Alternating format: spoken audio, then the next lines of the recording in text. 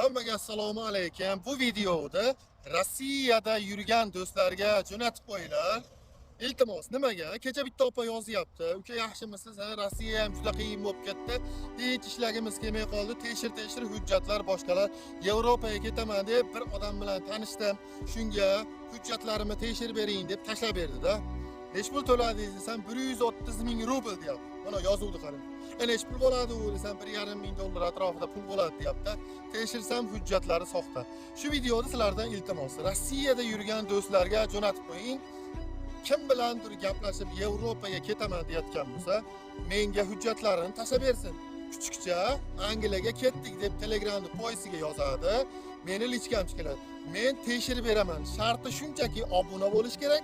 Shu videoga like bosib qo'yish kerak. Bo'ldi, boshqa hech qanaqa qiyin joyi yo'q. Shu video Yevropa rezidan chiqdimi?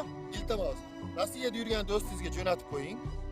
Buni tayda mono videoda ham ko'rib qo'ysin. Yevropaga qanday ketish bo'yicha qo'llanma tayyorlaganman. Shuni tomosha qilib qo'ysin profilimga kirib. Hamma salomat o'ylar.